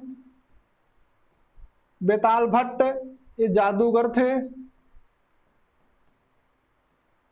घटकरपर एक कूटनीतिज्ञ थे, शंकु ये वास्तुकार थे, धन्वंतर कौन थे, चिकित्सक थे, अमर सिंह कौन थे, कोषाकार थे, कोषाकार लेक्सिकोग्राफर, इन्होंने अमर कोश की रचना की है। छपड़क क्या थे, फलित ज्योतिष के जानकार थे। और वररुचि क्या थे, व्याकरणाचार्य थे, व्याकरणाचार्य थे। और बराहमिहिर क्या थे, खगोल विज्ञानी थे और ज्योतिष के इतिहासकार थे। इनके बारे में हम लोगों ने कई प्रश्नों में चर्चा की है। खगोल विज्ञानी व ज्योतिष के जानकार थे और इनको फलित ज्योतिष का प्रणेता माना जाता है। किसको, बराहमिहिर को। कालिदास सर्वप्रमुख रचनाकारों में रहे हैं। इनके जो है 2 महाकाव्य हैं, रघुवंश और कुमार संभव, 2 खंड काव्य है, ऋतुसंहार, एक ऋतुसंहार है और दूसरा देखिए नाम भूल रहे हैं आप लोग, याद करिए। उसके बाद इनके 3 नाटक हैं, कौन कौन से, अभिज्ञान शाकुंतलम है, विक्रमोर्वशीयम है, मालविकाग्नि मित्रम है कि नहीं। और बेताल भट्ट जादूगर, घटकरपर कूटनीतिज्ञ थे, लेकिन इन्होंने एक यमक अलंकार में काव्य लिखा था। यमक अलंकार में क्या लिखा था, एक काव्य लिखा था। और इन्होंने दावा किया था अगर जो है इससे उच्च कोटि का यमक अलंकार युक्त कोई काव्य लिख देगा तो घट के मतलब घड़े के टूटे हुए टुकड़े से मैं पानी भरूंगा, घड़े के टूटे हुए टुकड़े से मैं पानी भरूंगा। इसी कारण से इनका नाम जो क्या पड़ा था, घटकरपर, घटकर पर इनका नाम पड़ने के कारण यही था। अमर सिंह ने लिखा था अमरकोश, जो आपकी परीक्षा में पूछा गया है। एक क्या था? कोश था, शब्दावली थी, शब्दों के अर्थ इसमें मिलते हैं। इसके लिए क्या करना है, और जाकर आप देख सकते, चंद्रगुप्त विक्रमादित्य के 9 रत्नों में सम्मिलित नहीं था। पीजीटी 2009 प्रवक्ता लिस्ट में जाइए, क्वेश्चन नंबर 3 में देखिए, वहां पर आपको सबके बारे में विस्तार से चर्चा की गई है और वो सार्थक चर्चा आपके लाभ के लिए है वहां पर, समझ रहे हैं। क्वेश्चन नंबर 39, गुप्त काल में सार्थवाह कहा जाता था। सार्थवाह पूछ रहा है, गुप्त काल में किसको कहते हैं? ए है जिला प्रशासन का प्रमुख, बी है व्यापारिक कारवां का प्रमुख है, सी है समिति का प्रमुख और डी है श्रेणी का प्रमुख। देखिए गुप्त काल में व्यापारी चलते थे समूह में। समूह को क्या कहते हैं? कारवां। एक स्थान से दूसरे स्थान में व्यापारी समूह में साथ में जाया करते थे, कारवां में जाया करते थे, इसी को कहते हैं सार्थ। कारवां को क्या कहते हैं गुप्त काल में? सार्थ कहते हैं। और इस जो कारवां का प्रमुख होता था, एक होता था जिसको जिम्मेदारी दी जाती थी कारवां की रक्षा के लिए, कारवां सही ढंग से पहुंच जाए, उसको कहते थे सार्थवाह। समझ में आया? जो समूह एक स्थान से दूसरे स्थान तक माल लेके जाया करता था, व्यापारियों को उसको सार्थ कहते थे। और उनमें एक प्रमुख बनाया जाता था जो उनकी रक्षा का दायित्व, उनकी व्यवस्था का दायित्व लेता था, उसी को सार्थवाह कहते थे। और ऑप्शन बी में जाइए, व्यापारिक कारवां का प्रमुख है, यही सार्थवाह है। इसके अलावा गुप्त काल में व्यापारिक संघों में श्रेणी, पुग और कुल और श्रेष्ठी, इन सबको भी जानना जरूरी है। आइए जान लेते हैं। गुप्त काल में व्यापार व्यवसाय का संचालन श्रेणियों, जिसे गिल्ड कहते हैं अंग्रेजी में, के माध्यम से होता था। श्रेणी एक ही प्रकार के व्यवसाय अथवा शिल्प का कार्य करने वालों को सीमित होती थी। इनका प्रमुख श्रेष्ठी न चेष्टक या सेट्टी होता था, पहले पढ़ चुके हैं। इसी तरह से अलग अलग व्यवसाय कार्य करने वाले लोगों की भी सीमित होती थी। अलग अलग कार्य करने लोगों का जो समूह होता था उसको पुग कहा जाता था, तथा एक ही परिवार के कार्य करने वाले लोगों का जो समूह होता था उसको कुल कहा जाता था। इसलिए 3 टर्म हैं। पुग एक बार परीक्षा में पूछा जा चुका है, कुल भी पूछा जा सकता है। एक ही परिवार के जो लोग होते हैं, अलग जो काम करते हैं, उनका जो समूह होता है कुल होता है। व्यापारी एक स्थान से दूसरे स्थान को माल ले जाते समय समूह में चलते हैं, कारवां में चलते हैं। इसे समूह या कारवां को सार्थ कहा जाता है और इसके नेता को सार्थवाह कहा जाता था। इस तरह से सार्थवाह व्यापारियों का प्रमुख था। क्लियर? कहीं कोई कंफ्यूजन हो तो कमेंट सेक्शन में बताइएगा, आपको स्पष्ट उत्तर मिलेगा, आपकी सभी धारणाएं खत्म होंगी। और कुछ महत्वपूर्ण बातें इसमें देखिए। व्यापारियों की सीमित भी होती थी, जिसे निगम कहा जाता था, और निगम का प्रधान क्या होता था? श्रेष्ठ होता था। वहां श्रेष्ठी नहीं, यहाँ श्रेष्ठ होता था। एक पूछता है मंदसौर अभिलेख किससे संबंधित है परीक्षा में, इसलिए इसको जान लेते हैं। यहीं पर कुमार गुप्त के मंदसौर अभिलेख से पता चलता है पट्टवाय श्रेणी। कहता है किस श्रेणी की जानकारी मिलती है? तो रेशमी सूत बुनने वाली समिति की, जो रेशम का सूत बुनती थी, उनकी श्रेणी थी पट्टवाय श्रेणी। उसकी जानकारी किससे मिलती है? मंदसौर अभिलेख से। सॉरी, लाट प्रदेश को छोड़ करके दसपुर में जाकर बस गई, यह जानकारी मिलती मंदसौर से। और इंदौर लेख से मिलती है तैलिक श्रेणी का उल्लेख मिलता है। किस श्रेणी का? तैलिक श्रेणी का उल्लेख मिलता है। क्वेश्चन नंबर 41 पर चलते हैं। चोलों के समय उर की कार्यकारिणी कहलाती थी। ऑप्शन ए नगरम, बी सभा, सी महासभा, डी आलुंगड़म। तो चोल जो साम्राज्य सबसे अधिक इतिहास में अगर प्रसिद्ध है तो अपने ग्राम प्रशासन के कारण, अपने स्थानीय स्वायत्तता के कारण इसकी विशिष्टता है। स्पेसिफिक फीचर है चोल साम्राज्य का, और इसके ग्राम प्रशासन की जानकारी हमको कहाँ से मिलती है? आपके पीजीटी में प्रश्न पूछा गया है, तो यह मिलती है चोल शासक हैं पारंतक प्रथम के उत्तर मेरुर अभिलेख, उत्तर मेरुर अभिलेख से चोल ग्रामीण प्रशासन की जानकारी मिलती है। और बताते हैं कि दो संस्थाएं थीं, कौन कौन सी? एक थी उर, दूसरी कौन सी थी?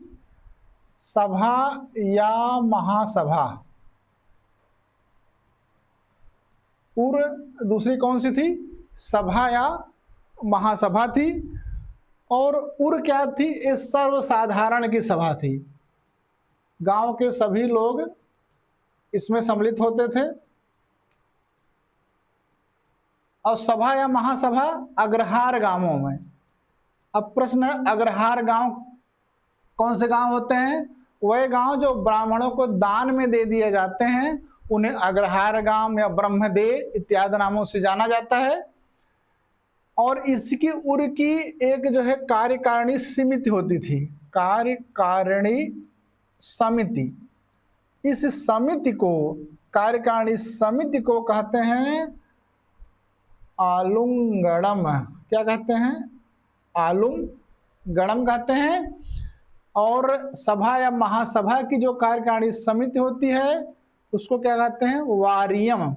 वारियम के बारे में हमको सबसे अधिक जानकारी प्राप्त होती है। हमारा प्रश्न था उर की कार्यकारिणी समिति क्या है? उर की कार्यकारिणी आलुंगणम है। अब आइए ऑप्शन देखिए, डी वाला देखिए, इसमें क्या लिखा हुआ? आलुंगणम, इसलिए डी वाला ऑप्शन सही है। और ज्यादा जानना है चोलकालीन प्रशासन, स्थानीय प्रशासन के बारे में, पीजीटी प्लेलिस्ट जाइए 2000 और 2004 में देखिए। 2000 में जो प्रश्न पूछा था क्वेश्चन नंबर 80, चोल प्रशासन की विशिष्टता क्या थी, विशेषता क्या थी। और 50T जो 2004 पूछा था, चोलकालीन स्थानीय प्रशासन में सर्वसाधारण की सभा किसके अधीन होती थी। यही जो प्रश्न अभी 16 में पूछा गया है वही 4 में पूछ लिया गया था। शब्दों का केवल हेर फेर करके आप लोगों को कंफ्यूज करने का प्रयास किया गया था, समझ रहे हैं। आइए क्वेश्चन नंबर 42 निम्नलिखित में से कौन महावीर जैन के शिष्य के रूप में संबंधित थे? ऑप्शन है मक्खल गोसाल, बी है पूरन कश्यप, सी है पकुद कच्चायन और डी है अजीत केश कंबलिन। महावीर जैन के शिष्य के रूप में थे, ऑप्शन ए में दिए गए हैं मक्खल गोसाल एक करेक्ट ऑप्शन है। ये दोनों लोग 6 वर्ष तक साथ थे, समझ रहे हैं। इसके बाद दोनों में हो गया वैचारिक मतभेद हो गया। वैचारिक मतभेद होने पर मक्खल गोसाल ने एक नए संप्रदाय, जीवक संप्रदाय, आजीवक संप्रदाय की स्थापना की। इस आजीवक संप्रदाय का जो मत है, इसका कोई मत होगा ना, वो है नियतिवाद। नियतिवाद का है, इसका मतलब होता है वस्तुएं जो है, सभी वस्तुएं कैसे हैं? नियति से, नियति अर्थात भाग्य से संचालित एवं नियंत्रित होती हैं। इसका मतलब यह हुआ कि वस्तुएं नियति अर्थात भाग्य से संचालित एवं नियंत्रित होती हैं। उसमें कर्मों का प्रभाव नहीं पड़ता है, कर्मवाद या कर्मों का प्रभाव नहीं पड़ता है। इसी को नियतिवाद कहते हैं कि जो भी चीजें हैं, जो भी संसार है वो भाग्य से संचालित है, उस पर आप कोई कर्म करेंगे इसका कोई प्रभाव नहीं पड़ेगा। इनका जन्म जो है गौशाला में हुआ था, एक दास के यहाँ, इसलिए इनका नाम गोसाली पड़ा है। आपने समझ लिया। आइए और देख लेते हैं। मक्खल गोसाल प्रारंभ में महावीर स्वामी के शिष्य थे, परंतु 6 वर्ष महावीर के साथ रहने के पश्चात वैचारिक मतभेद होने पर उनका साथ छोड़कर आजीवक नामक नए संप्रदाय को स्थापित किया। मक्खल गोसाल का मत नियतिवाद था। इनके अनुसार संसार की प्रत्येक वस्तु नियति अर्थात भाग्य द्वारा नियंत्रित एवं संचालित होती है। मनुष्य के जीवन का कर्मों पर कोई प्रभाव, मनुष्य का जीवन कर्मों से प्रभावित नहीं होता था। गोसाल एक दासपुत्र थे। इनका जन्म गौशाला में होने के कारण इनका नाम गोसाल पड़ा। क्लियर हुआ? आगे चलते हैं। क्वेश्चन नंबर 43 है, किस युद्ध के बाद मैसूर के टीपू सुल्तान को सहायक राज्य बनने के लिए बाध्य किया? प्रथम आंग्ल मैसूर युद्ध विकल्प बी है, द्वितीय आंग्ल मैसूर युद्ध विकल्प 3 है, सी है, तृतीय आंग्ल मैसूर युद्ध डी है, चतुर्थ आंग्ल मैसूर युद्ध। सहायक राज्य बनने के लिए बाध्य किया मतलब सहायक संधि कब स्वीकार किया मैसूर ने? आप लोग को पता होगा मैसूर ने जो है सहायक संधि कब स्वीकार किया था? 1799 में किया था। तो आइए समझ लेते हैं। इसमें जो विकल्प होगा वो होगा चौथा, ऑप्शन डी, ये इसका सही ऑप्शन है। इसी के बाद में अब साथ में हम लोग देख लेते हैं कि प्रथम आंग्ल मैसूर युद्ध हुआ था, कौन संधि हुई, द्वितीय में कौन संधि हुई, तृतीय में कौन संधि हुई, चतुर्थ में क्या हुआ, फिर कैसे जो है स्वीकार किया। तो प्रथम आंग्ल मैसूर युद्ध हुआ था 1767 से 69। उस समय मैसूर में थे हैदर अली प्लस अंग्रेजों से हुआ था। और ये जो है 1769 में मद्रास की संधि हुई। उसके बाद जो है प्रथम आंग्ल मैसूर युद्ध समाप्त हुआ। फिर जो है दूसरा आंग्ल मैसूर युद्ध हुआ था 1780 से 84। इसमें प्रारंभ में हैदर अली थे, बाद में उनके पुत्र टीपू आ गए जिनके टीपू सुल्तान कहा जाता था। और टीपू और मैकार्टनी, एक बार प्रश्न पूछा है कि द्वितीय आंग्ल मैसूर युद्ध के दौरान 1784 में हुआ था मंगलोर की संधि। तो मंगलोर की संधि पर साइन किसने किसने किया था? मंगलोर की संधि किस किसके बीच हुई थी? वहां अंग्रेज ना दे करके मैकार्टनी दिया था। इसलिए द्वितीय जो है आंग्ल मैसूर युद्ध टीपू और मैकार्टनी के बीच हुआ था। और तृतीय आंग्ल मैसूर युद्ध हुआ था 1790 से 92 में। टीपू सुल्तान थे, कॉर्नवालिस गवर्नर जनरल था। और 1792 में श्रीरंगपट्टनम की संधि हुई थी, श्रीरंगपट्टनम की संधि हुई थी, जिसमें टीपू सुल्तान का आधा राज्य अंग्रेजों ने ले लिया था। उसके बाद समाप्त हुआ था। फिर बेलेजली के समय 1799 में क्या हुआ? टीपू सुल्तान जो है मैसूर में लड़ते हुए मारा गया, शहीद हो गया टीपू सुल्तान। उसके बाद बेलेजली ने क्या किया कि मैसूर वाडियार वंश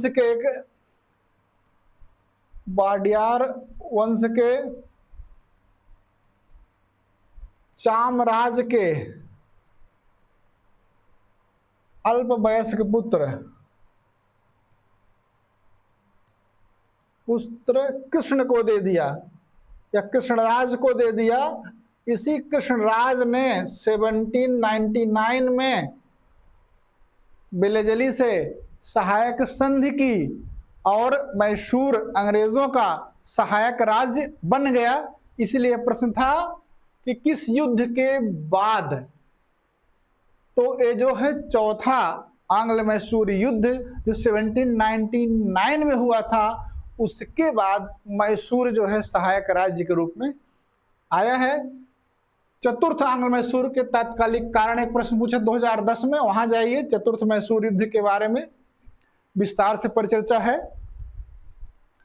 निम्नलिखित में से उपनिषद में वर्णित कैकेय जनपद का एक राजा दार्शनिक था? ऑप्शन ए जबाल प्रवाहन, बी है जमदग्नि, सी है सुरतसेन, डी है अश्वपति। कैकेय जनपद का जो दार्शनिक राजा था वो था अश्वपति। ऑप्शन डी इसमें करेक्ट है। 5 ब्राह्मण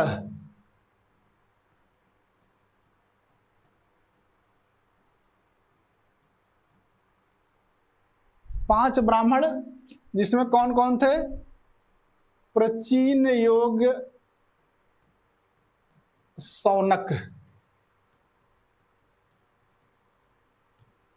प्राचीन योग शौनक थे। और कौन थे? सत्यकेतु जाबाली थे। और कौन थे? श्वेतकेतु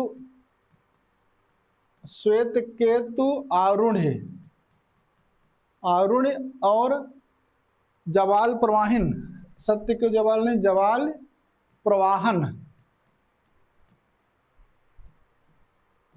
सेन सायन थे और भल्ल एक।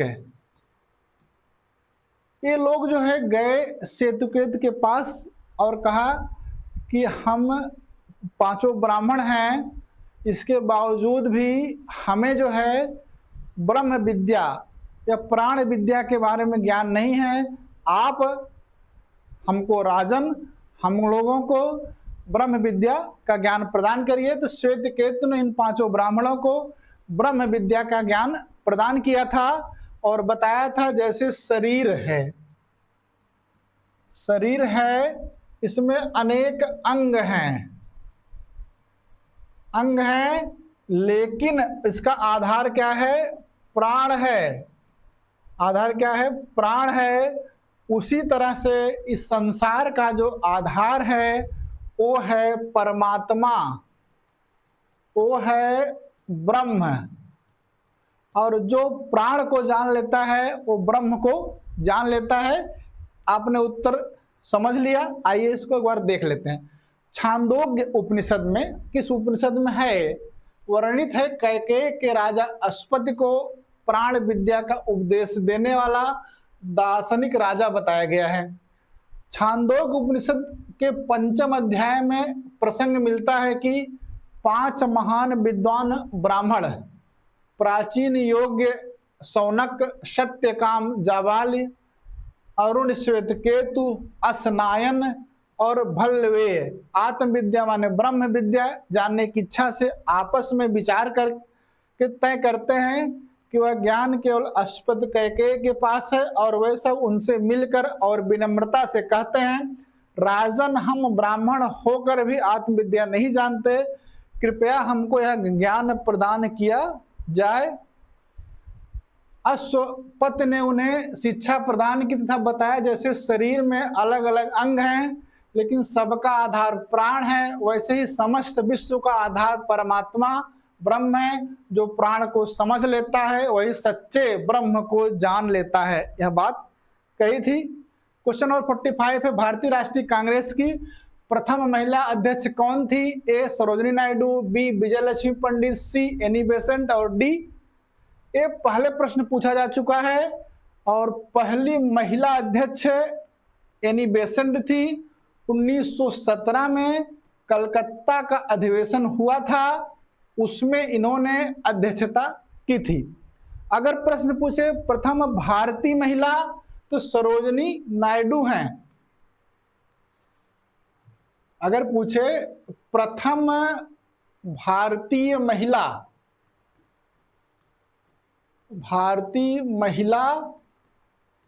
जो कांग्रेस के अध्यक्ष थी तो वो हैं कौन? प्रथम भारतीय महिला सरोजिनी नायडू हैं। सरोजिनी नायडू हैं। एक कब थी? 1925 में। कहां पर हुआ था? तो कानपुर में हुआ था। उसकी अध्यक्षता की थी। इसी अधिवेशन में पहली बार हिंदी को राष्ट्रभाषा के रूप में सम्मिलित करने की बात की गई है। समझ गए? इस प्रश्न का उत्तर भारतीय राष्ट्रीय प्रथम महिला पूछ रहा था एनी बेसेंट। अगर पूछता प्रथम भारतीय महिला तो हम जाते सरोजिनी नायडू पर। यह पहले भी प्रश्न पूछा गया है टीजीटी 2011 के क्वेश्चन नंबर 119 में। निम्नलिखित महिलाओं में से कौन भारतीय राष्ट्रीय कांग्रेस की प्रथम अध्यक्ष थी? उसी को कॉपी कर दिया गया है, रिपीट कर दिया गया। इसीलिए हम कहते हैं बार बार पुराने क्वेश्चन को अच्छे से करके परीक्षा में जाना है। निम्नलिखित बादशाहों में किसे कलंदर कहा जाता है? ए है बाबर, बी है अकबर, सी है हुमायूं, डी है शाहजहां। कलंदर किसकी उपाधि है? ऑप्शन ए है बाबर की। बाबर ने एक महत्वपूर्ण युद्ध किया था 1526 में, बताइए आप लोग। पानीपत का प्रथम युद्ध।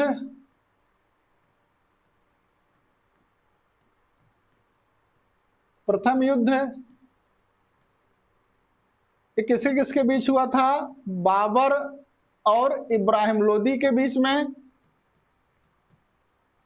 इसमें विजयी कौन हुआ था? बाबर हुआ था। बाबर जब विजयी हुआ तो इसके बाद इसने इस विजय की खुशी में काबुल के प्रत्येक नागरिक को, काबुल के प्रत्येक नागरिक को एक एक चांदी का सिक्का प्रदान किया। एक एक चांदी का सिक्का प्रदान किया। एक एक चांदी का सिक्का प्रदान किया। इस कारण से इसको, बाबर को कलंदर कहा जाता है। एक प्रश्न और पूछता है जो 1527 में खानुआ का युद्ध से संबंधित है। उस युद्ध में क्या करता है? जिहाद का नारा देता है। पूछता है तमगा कर से मुक्त करता है। युद्ध के बाद जो है वो गाजी की उपाधि धारण करता है बाबर। और जो है इससे संबंधित जो प्रश्न है वो सब आपको यहीं से मिल जाएंगे। आगे चलते हैं हम लोग। ये देख लीजिए, पीजीटी 2000 में किस युद्ध में बाबर ने जिहाद का उद्घोष किया? तमगा नामक कर समाप्त किया। युद्धोपरांत विजय होकर गाजी की उपाधि धारण की। वहां की व्याख्या हम जाइएगा तो ये भी व्याख्या आपको मिल जाएगी। क्वेश्चन है 47 है, किस वायसराय द्वारा कांग्रेस को प्रतिबंधित कर दिया गया था? ऑप्शन ए है लॉर्ड हार्डिंग, बी है लॉर्ड कैनिंग, सी है लॉर्ड बिलिंगटन, डी है लॉर्ड चेम्सफोर्ड। तो इससे ऑप्शन सी सही है, लॉर्ड बिलिंगटन। इसको समझिए।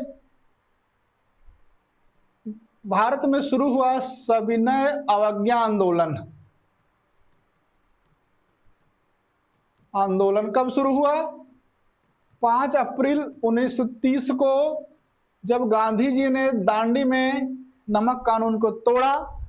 और उसके बाद की घटना होती है, पहले जो साइमन कमीशन जो रिपोर्ट पेश की थी, उस रिपोर्ट पर चर्चा के लिए प्रथम गोलमेज सम्मेलन चल रहा था। प्रथम लंदन में गोलमेज सम्मेलन।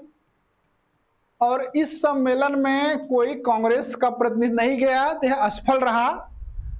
तो अब कांग्रेस को सम्मिलित करने के लिए हुआ क्या? 6 मार्च 1931 को गांधी इरविन समझौता हुआ। पृष्ठभूमि समझिए, गांधी इरविन वायसराय थे, गांधी इरविन समझौता हुआ। इसी समझौते के तहत जो है सबने अवज्ञा आंदोलन को स्थगित करने की बात मानी गई। साथ में गोलमेज सम्मेलन में कांग्रेस के प्रतिनिधि को भेजने की बात मानी गई और प्रतिनिधि के रूप में गांधी जी गए। लेकिन जब द्वितीय गोलमेज सम्मेलन शुरू हुआ, द्वितीय गोलमेज सम्मेलन शुरू हुआ, तब वहां ब्रिटेन में सत्ता बदल गई।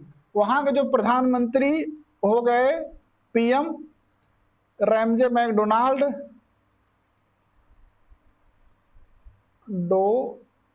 डोनाल्ड हो गए, रैमजे मैकडोनाल्ड हो गए। और भारत सचिव घोर प्रतिक्रियावादी दक्षिणपंथी सैमुअल होर हो गया, सैमुअल होर। और वायसराय कौन हो गए? बिलिंगटन। ये पूरी सरकार ये चाहती थी कि गांधी से जो वार्ता सफल ना हो, क्योंकि वो कांग्रेस को समानता के स्तर पर बात करने के लिए तैयार नहीं थी। उसका परिणाम ये हुआ कि द्वितीय गोलमेज सम्मेलन असफल हो गया। गांधी निराश होकर भारत आए और उनके आने के बाद 1 जनवरी 1932 में फिर से कांग्रेस कार्यकारिणी ने स्थगित हुए सविनय अवज्ञा आंदोलन को प्रारंभ करने का निर्णय लिया। उस निर्णय के बाद जो है विलिंगटन ने कार्रवाई की, गांधी, नेहरू, खान अब्दुल गफ्फार खां इन सबको गिरफ्तार कर लिया, कांग्रेस को गैर कानूनी घोषित कर दिया तथा उसकी संपत्ति का अपहरण कर लिया, उसकी संपत्ति सीज कर दी गई। इसलिए आपको समझ आप कहानी से आ गया होगा कि लॉर्ड विलिंगटन उस समय था वायस राय। आइए समझ लेते हैं। सविनय अवज्ञा आंदोलन 5 अप्रैल 1930 को नमक कानून तोड़ने से प्रारंभ हुआ। प्रथम गोलमेज सम्मेलन 12 नवंबर 30 से 13 जनवरी 31 तक, फिर गांधी जी समझौता हुआ 5 मार्च 1931 को। सविनय अवज्ञा आंदोलन को स्थगित किया गया और द्वितीय गोलमेज सम्मेलन जो 7 सितंबर 31 से 1 दिसंबर 31 तक चला। सम्मेलन के समय क्या हुआ, रैमजे मैकडोनाल्ड ब्रिटेन के प्रधानमंत्री बन गए, दक्षिणपंथी प्रतिक्रियावादी सैमुअल होर भारत सचिव और विलिंगटन 1931 से 36 तक भारत के वायसराय बन गए। द्वितीय गोलमेज सम्मेलन असफल होने के बाद 1 जनवरी 1932 में कांग्रेस कार्य समिति ने सविनय अवज्ञा आंदोलन पूरा आरंभ करने का निर्णय लिया। आंदोलन प्रारंभ होते ही चोटी के नेता गांधी, नेहरू, खान अब्दुल गफ्फार खां आदि को गिरफ्तार कर लिया। सरकार ने कांग्रेस को गैर कानूनी घोषित कर दिया, उसकी संपत्ति को जब्त कर लिया। उस समय वायसराय कौन थे? विलिंगटन थे। प्रदर्शनकारियों तथा सत्याग्रहियों पर लाठियों से प्रहार किया गया। गांव में कर न अदा करने वाले किसानों की जमीन, पशु, मकान आदि को जब्त कर लिया गया तथा बहुत से भारतीयों को जेल भेज दिया गया। समझ गए? निम्नलिखित में से किसने, अगला प्रश्न 48, 1899 में कलकत्ता कारपोरेशन एक्ट पारित किया था। तो कलकत्ता कारपोरेशन एक्ट 1899, यहां से क्लियर हो रहा है कि उस समय कार्यकाल कितना किसका था? लॉर्ड कर्जन ने। कलकत्ता कारपोरेशन एक्ट में उन्होंने किया क्या था कि निगम में जो है, निगम में क्या किया, निर्वाचित सदस्यों की संख्या कम कर दी। सदस्यों की संख्या, निर्वाचित सदस्यों की संख्या कम कर दी और निगम तथा उसकी समितियों में अंग्रेजों की संख्या बढ़ा दी।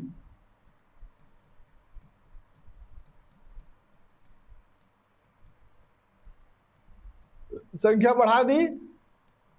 अब अंग्रेजों की संख्या इतना अधिक हो गई कि यह जो है नगर निगम, कलकत्ता का जो नगर निगम था वो एंग्लो इंडियन सभा लगने लगा। समझ रहे हैं? इंडियन सभा लगने लगा और इतने अधिक अंग्रेजों के अधिकार यहाँ सुरक्षित हो गए, अंग्रेजों का इतना अधिक महत्व हो गया। 1903 में एक डिनर पार्टी चल रही थी, उसमें कर्जन ने कहा था कि मैं वायसराय पद से हटने के बाद कलकत्ता नगर निगम का महापौर बनना पसंद करूंगा। समझ गए? इसमें भी है, आइए देख लेते हैं। कलकत्ता कारपोरेशन एक्ट 1899 को वायसराय कर्जन ने पारित किया। इस एक्ट के अनुसार निगम के चुने हुए सदस्यों की संख्या कम कर दी गई। निगम व उसकी अन्य समितियों में अंग्रेजों की संख्या बढ़ा दी गई। निगम अब केवल एक एंग्लो इंडियन सभा के रूप में रह गया। भारतीय सदस्यों ने इसका विरोध किया। 28 चुने सदस्यों के त्यागपत्र देने के बावजूद कर्जन विचलित नहीं हुआ। कर्जन ने 1903 में एक भोज पर कहा था कि वह वायसराय पद से निवृत्त होने पर कलकत्ता नगर निगम का महापौर होना पसंद करेगा। इस पर एक बार एक परीक्षा में प्रश्न पूछा है कि किस वायसराय ने कहा था कि वह वायसराय के पद से हटने के बाद जो है कलकत्ता नगर निगम का महापौर होना पसंद करेगा। आइए क्वेश्चन नंबर 49 है, चोल गंगम तालाब का निर्माण करवाया था। ए है राजराज प्रथम, बी है राजेंद्र प्रथम, सी है राजाधिराज और डी है राजेंद्र प्रथम। इसका सही उत्तर क्या है? राजेंद्र प्रथम। राजेंद्र प्रथम के समय में इनके पुत्र थे विक्रम चोल। विक्रम चोल, इनके नेतृत्व में हुआ था पूर्वी गंगा घाटी अभियान। कौन सा? पूर्वी गंगा घाटी अभियान, पूर्वी गंगा घाटी अभियान हुआ था। इस अभियान में उड़ीसा, बंगाल, बस्तर इन सब के राजाओं को, उड़ीसा, बंगाल, बस्तर इन सब के राजाओं को हराया था। एक बार प्रश्न पूछा है कि पूर्वी गंगा घाटी अभियान में या राजेंद्र चोल ने किस बंगाल के शासक को हराया था, तो महिपाल प्रथम है, आपको पता होना चाहिए। है राजेंद्र प्रथम अपने पुत्र विक्रम चोल के नेतृत्व में पूर्वी गंगा घाटी अभियान किया, तो राजेंद्र प्रथम ने क्या उपाधि ली, गंगई कोंड या गंगई कोंड की उपाधि धारण की। और त्रिचनापल्ली में,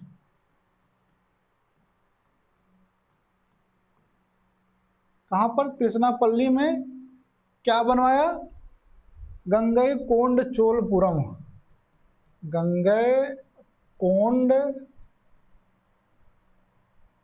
चोलपुरम बनवाया और इसी को अपनी राजधानी बनाया। गंगई कोंड चोलपुरम को अपनी राजधानी बनाया और यहीं पर उन्होंने चोलगंग नामक तालाब, चोलगंग नामक तालाब या तड़ाग का निर्माण कराया। इसको जो है गंगा जल से आपूरित करवाया, मतलब गंगा जल भरवाया। यहीं पर एक जो है क्या बनवाया, विजय स्तंभ बनवाया, एक जो है विजय स्तंभ बनवाया जिसको गंगा जल से अभिषिक्त किया। तो आपका उत्तर मिल गया कि चोलगंग तालाब का निर्माण किसने करवाया था, राजेंद्र प्रथम ने। हम आगे चलते हैं।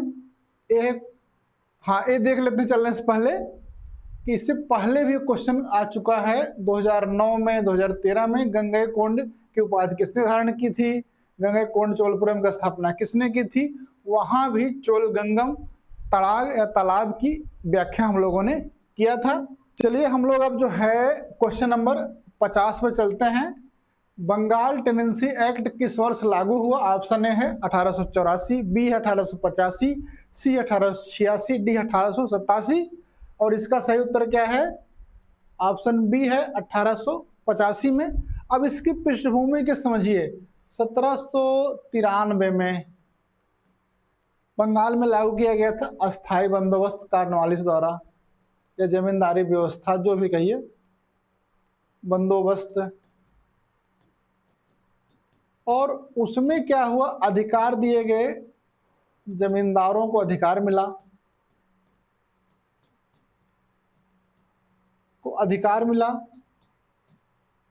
रैयत या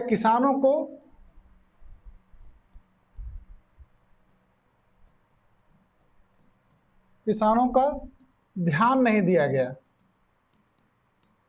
तो अब जमींदार क्या करते थे, इनको अधिक लगान वसूल लेते थे, अधिक लगान, बेदखली कर देते थे, दखली कर देते थे और क्या करते थे, इनका शोषण करते थे। इन सब के विरोध में बंगाल में निरंतर किसान आंदोलन चलते रहे। इसकी कड़ी आप देखेंगे 1773 से 78 तक चला था पावना विद्रोह, पावना किसान विद्रोह। इन सबको दूर करने के लिए सरकार ने क्या किया, इन सबको दूर करने के लिए सरकार ने काश्तकारी, बंगाल काश्तकारी अधिनियम 1885 लागू कर दिया।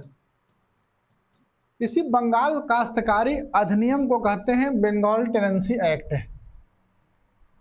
Bengal tenancy act 1885। इसमें क्या किया गया कि अवैध बेदखली पर रोक लगाई गई। इसमें अवैध बेदखली पर रोक लगाई गई। तथा किसानों को जमींदारों के विरुद्ध या गैर कानूनी ढंग से अगर बेदखली की गई उसके विरुद्ध किसानों को अदालत जाने का अधिकार दिया गया। किसानों को अदालत जाने का अधिकार प्रदान किया गया। ये है 1885 का बंगाल टेनेंसी एक्ट, जिसका ऑप्शन बी सही है। आइए इसको तेजी से देख लेते हैं। बंगाल में 1793 में अस्थायी बंदोबस्त लागू किया गया। इसमें जमींदारों को अस्थायी अधिकार तो मिले, लेकिन रैयतों की स्थिति असुरक्षित हो गई। किसान अत्यधिक लगान, बेदखली और शोषण का शिकार हुआ। 1873 से 76 में, हमने वहां 1773 कहा था तो वहां संशोधित कर लीजिए, 1873 से 76 में पावना विद्रोह हुआ। इन्हीं समस्याओं को दूर करने के लिए 1885 में बंगाल काश्तकारी अधिनियम बंगाल टेनेंसी एक्ट बनाया गया। यद्यपि इस पर विचार लॉर्ड रिपन के समय ही प्रारंभ हो गया था। इस एक्ट द्वारा 1880 में ही इस पर लेटन के समय विचार प्रारंभ हो गया था। किसानों की उनकी जमीन वापस कर दी गई। बिना उचित कारण से भूमि की बेदखली को रोका गया। रैयतों के जमींदारों के शोषण के विरुद्ध अदालत जाने का अधिकार दिया गया। इस तरह से हम लोगों ने आज जो है वर्ष 2016 में जो इतिहास विषय में पीजीटी में प्रश्न आए थे उनके 25 क्वेश्चन किए हैं। दूसरी क्लास हम लोगों ने समाप्त की है। अब आप लोग जो है कमेंट और लाइक के माध्यम से अपना फीडबैक अवश्य दीजिएगा। आपका फीडबैक हमारे लिए मूल्यवान होता है। साथ में आप लोगों ने जो है पूरे धैर्य और तन्मयता से पूरी क्लास में बने रहे। आप लोगों को बहुत बहुत धन्यवाद।